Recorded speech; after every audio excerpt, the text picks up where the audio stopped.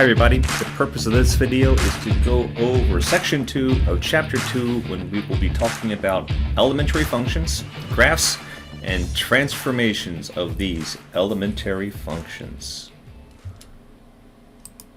Okay, as you may have guessed, we are going to talk about some elementary functions, basically 6 basic functions which we can transform into other functions using horizontal and vertical shifts, by stretching them, shrinking them, and reflecting them across the x-axis.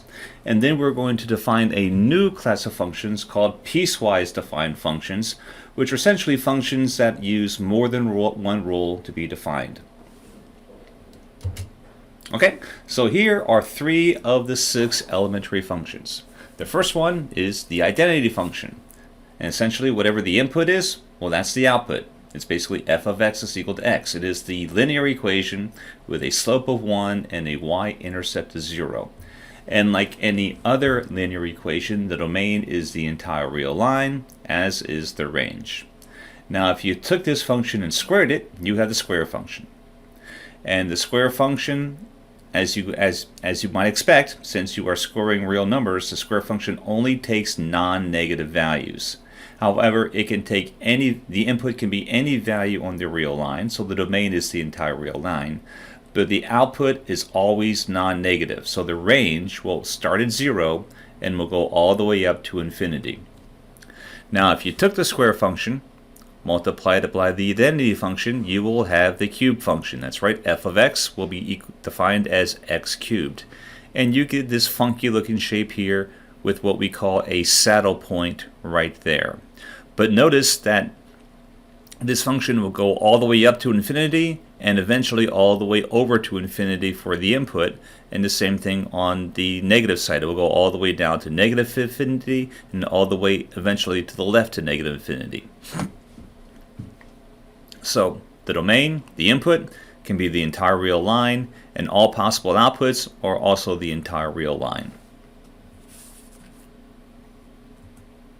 Here are the next 3 elementary functions. The first one is a square root function. And what is it? Well, you take your number, you take the square root, and that's the output.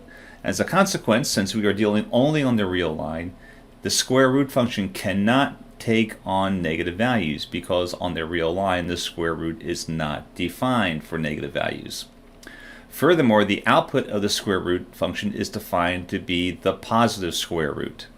So the square root function can only take on positive values. I'm sorry, that is not true. The square root can only take on non-negative values. As a consequence, the domain for the square root function, all possible inputs, is the half open interval from 0, including 0, all the way to infinity. And the possible outputs, once again, is 0, including 0, all the way to infinity, and that would be the range. Now, the cube root function can take on any value on the real line. For example, the cube root of negative 8, you can't see it, but the cube root of negative 8 is indeed negative 2. So the inputs can be all possible points on the real line, and so the domain is all possible points on the real line. And as you can see from the graph, even though it's very kind of flat here, it will eventually make it all the way up to infinity and negative infinity, so the output is the entire real line, or the range also is the entire real line. And then finally we have the absolute value function. Of course, and that is where the f of x is equal to the absolute value of x.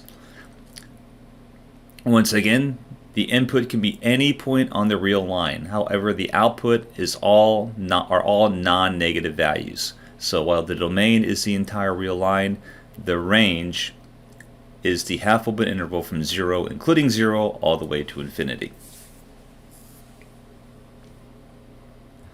Now the rest of this video is going to address the idea of taking these basic functions and then transforming those basic functions in a variety of ways.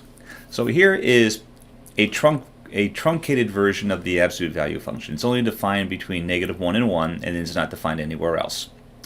Now if I took that function and if I add 3 to it, I will transform this function to the function you see here, f of x plus 3, which I'm calling g of x. And notice how g is now defined in terms of f of x. We say that g is a transformation of x. Similarly, here is another transformation of f of x, Basically what we've done is we've shifted it to the left by 2, and then we shifted it up by 2. And we call that new function h of x, and notice that h of x is defined in terms of f. It is equal to f of x minus 2, that shifts it to the left, and then we add 2 to it, and that shifts it up by 2. And h is once again a transformation of f. And then finally we have j down here. What do we do with, and how do we create j? Well, we take f. We multiply by -1. That brings it over, that reflects it across the x-axis. We then multiply that by 3. That's how we get the -3f, and that stretches it all the way down to -3. Then we shift it to the right, actually by 2. This 2x plus 4 gives us not the right shift, but a left shift by 2, and that brings us here. But nonetheless, we have the function j, which is written in terms of f, so j is actually a transformation of f. And we always have a transformation if we can actually write a new function in terms of the old function. Then we will say that the new function is a transformation of the old function. One such transformation is the vertical shift. And here is an example of a vertical shift of f. Suppose that k be a positive number. Then if we add 2 to x, we will have a shift. We will shift it up by 2. If we subtract that positive number 2 from x, we will have a vertical shift down by 2. For another example, here is a function f. It's kind of in light gray here. And I'm going to create a new function g, and right now g is equal to f of x. But g is actually equal to f of x plus c, where c is going to be my vertical shift, and right now c is equal to 0. Now notice if I increase c, we have a vertical shift up, just like you might expect. And if I decrease c, I will have a vertical shift down. So once again, when c is positive, we shift up. When c is negative, we shift down.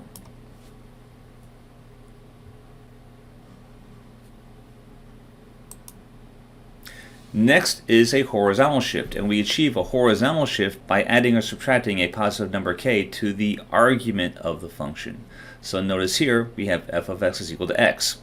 If we take a positive number, say 3, and if we subtract 3 from the argument of x, we actually have a shift to the right by 3. And if we add 3 to the argument of x, we would actually have a shift to the left by 3. Once again, here is our function f. And here is my new function h, which is equal to f of x plus c. Once again, if c is positive, we actually have a shift to the left. However, if c is negative, we actually end up have to have a shift to the right, which is what you have here. C is negative, right shift. C is positive, left shift. And that's pretty much what we're saying here. If we have x plus 3, we shift to the left. If we have x minus 3, we shift to the right. Okay, so let's put this use to some. Let's try a couple of examples. And here we have a function. It actually is one period of what's called a sine function. And this is a graph of f of x, and we want to sketch the graph of f of x minus 3. Well, we don't need to sketch it, but we need to identify the correct graph. So notice here we have f of x minus 3. This is going to be a vertical shift down 3 units. So we are going to go down 3 units. Well, this is up 3 units, so this one can't be it. This is to the left 3 units, so that can't be it. This is to the right 3 units, so no. This is down 3 units. So this would be the correct graph. Now, what function is this the graph of? Well, this is the graph of f of x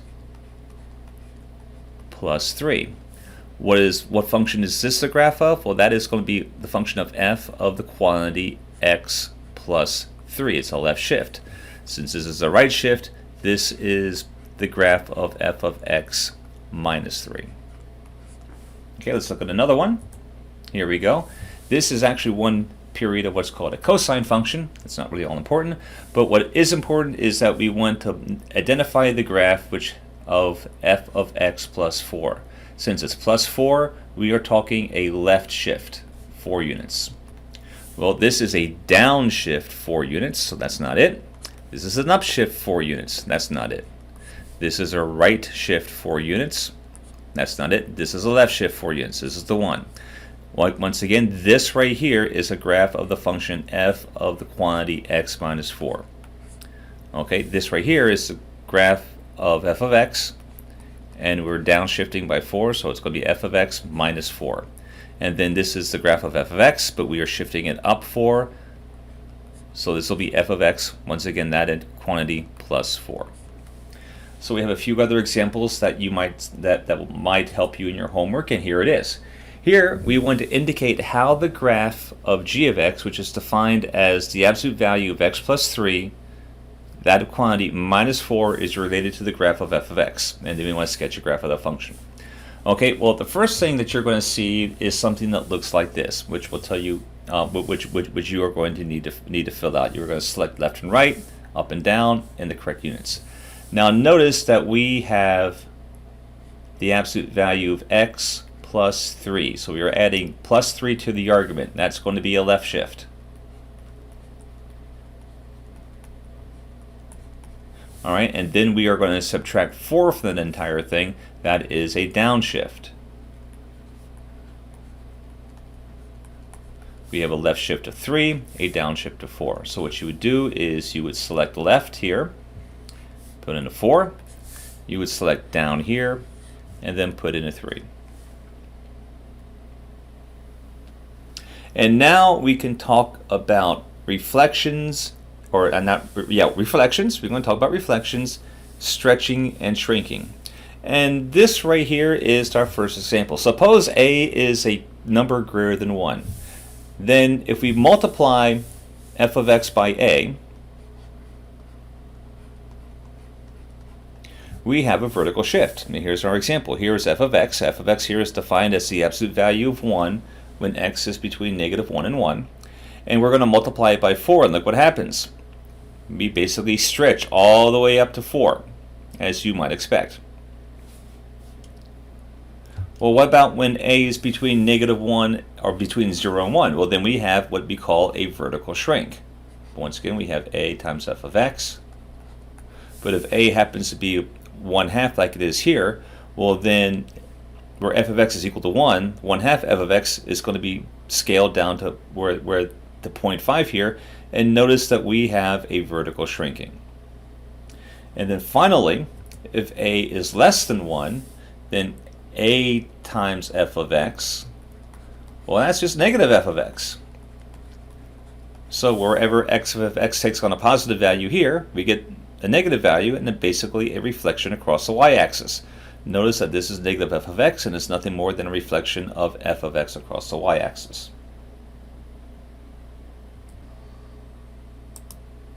And once again, in GeoGebra, here is our function f.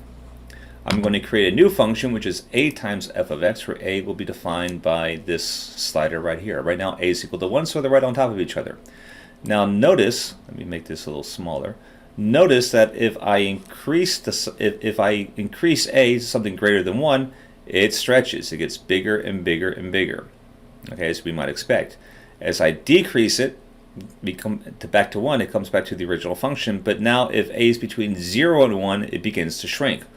Almost to the point that if a approaches 0, it becomes a horizontal line, and it indeed is a horizontal line at 0. Now as a becomes negative, it begins to reflect, and indeed as a becomes negative 1, we have a perfect reflection across the x-axis, and x marks the spot in this particular case. And as it becomes more negative, it begins to stretch in the opposite direction.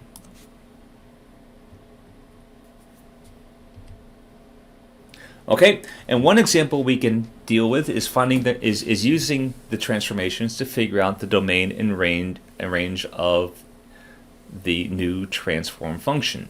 So here we want to find the domain and range of f of x, which is going to be defined as negative 2 times x squared minus 4. Now notice that in this particular case, the associated elementary function, I'm going to use g for this, is g of x is equal to x squared. Okay, and the domain for this elementary function, remember, is the entire real line. And the range for this function is the half open interval from 0, including 0, to infinity. All right, well, notice that one of the things that we're going to do is multiply this by -2. So I'm going to have -2 times g of x, which of course will be -2x squared. Well, what happens to the domain? Nothing. It still includes every single point on the real line. They're all possible inputs. Well, what about the range? Well, notice we just reflected across the x-axis. Here is a kind of a sad representation for g of x. And then this right here would be -2 times g of x. Kind of sad, but nonetheless. And notice that it starts at 0, but then goes all the way down to -infinity. So the way you would draw that, write that in interval notation, it would be the half open interval from -infinity all the way to 0, including 0. Okay? And then notice that we are going to subtract 4 from that. And that will give us -2 g of x minus 4. So we are doing a vertical shift down by 4, which means that our new function, if you pardon my artistic ineptitude, would look something like that, where this right here would be -4.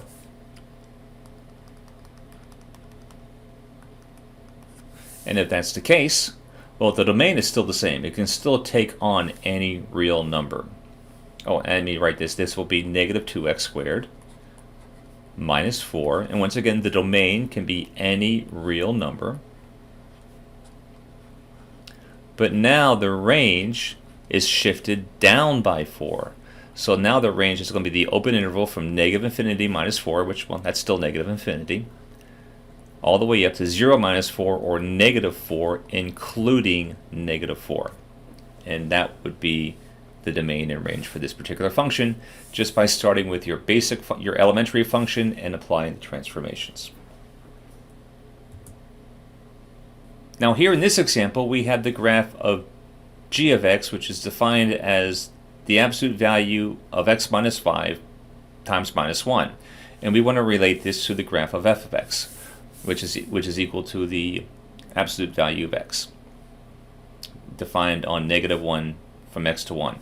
Okay, well, notice here that g of x is equal to negative f of x. So since you have a negative sign here, that is a reflection. We have a reflection. And then the argument is scaled by a negative number. We have x minus 5, and that is going to be a right shift, because negative implies right, 5 units. So that's what we're looking for. We're looking for a reflection. Well, all of them say reflected, so that doesn't help us. So they're all good. Well, they all work. I shouldn't line them up, but they all work. But now we want to see their right shift. Now this one has shifted to the right 5 units. So actually this one is the one. This one is shifted down, so this can't be it. This is shifted to the left, can't be it. This is shifted up, cannot be it. So this would be the answer. Now, if you wanted to choose the correct graph, notice this is our basic graph, and then once again, g of x. I forgot this part. -1 less than or equal to x less than or equal to 1. Well, then g of x once again is going to be f of x, which is reflected. All of them are reflected, but then shifted to the right 5 units, which would be this one right here. So this is it. Now these are the wrong equations, but these are the wrong graphs. But what equations do these graphs represent? Well, this one is going to be negative absolute value of x plus 5. This one, the function graphed here, is negative the absolute value of x plus 5, of course x being defined between those two values, and then this is the negative absolute value of x minus 5. And there you go. Okay, and I believe this is our last example in the transformation case. And here we have the graph of the function is formed by applying the indicated sequence of transformations to the given elementary function, which in this case is x squared. So we want to find the new function g, which is obtained from the graph of f by reflecting it across the x-axis. So we're going to reflect across the x-axis. We are going to shift it to the left by 2 units, and then shift it up by 4 units. So the first thing we might want to do is take f of x, which is x squared, and reflect it across the x-axis. Okay, that is our reflection across the x-axis. Now we want to shift it to the left 2 units. Left shift 2. Well, left shift is always adding that amount to the argument, so that's going to give us negative x plus 2, the entire thing squared. And then finally we will have an upshift 4 units, and that will give us negative the quantity x plus 2 plus 4. Oh, forgot the square, and that would be it. That would be our new function. That would be our g of x.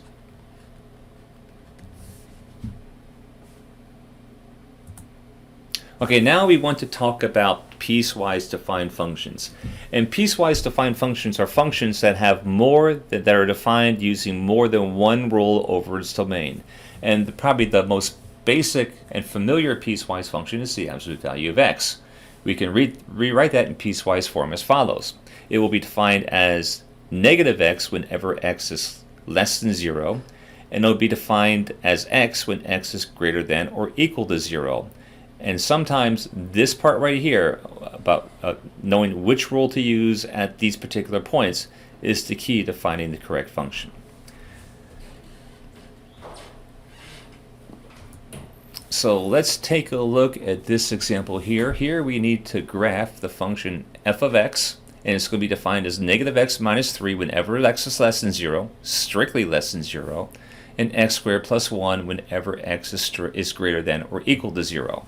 And let's go to OneNote to actually plot this, to actually graph this function. Okay, so here we are. Now notice that when x is equal to 0, f of x is going to be equal to x plus 1. Okay, and that means that at 0, we are going to have x squared plus 1, which is going to be equal to 0 squared plus 1, or just simply 1. So when x is 1, f is 0. And we're going to show that by a really, really big dot here. Okay? Now notice that when x is very, very close to 0 but negative, okay, well no, actually let's just finish doing this part. Now if f is equal to 1, we are going to have 1 squared plus 1, which is equal to 2. That would be,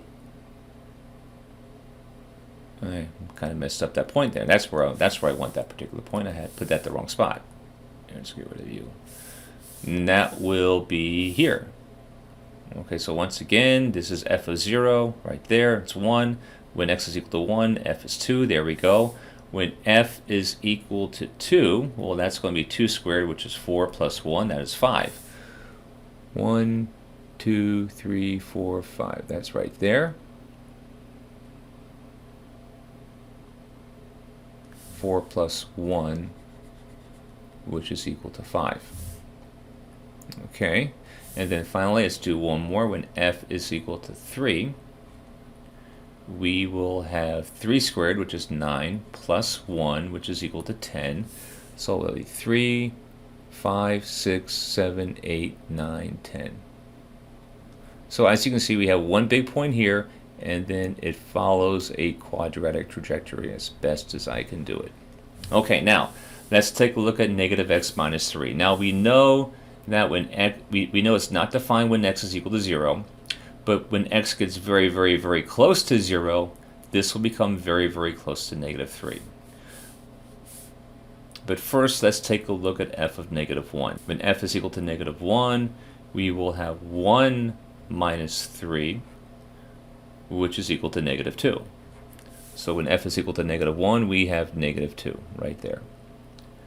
When f is equal to 2, we have negative 1.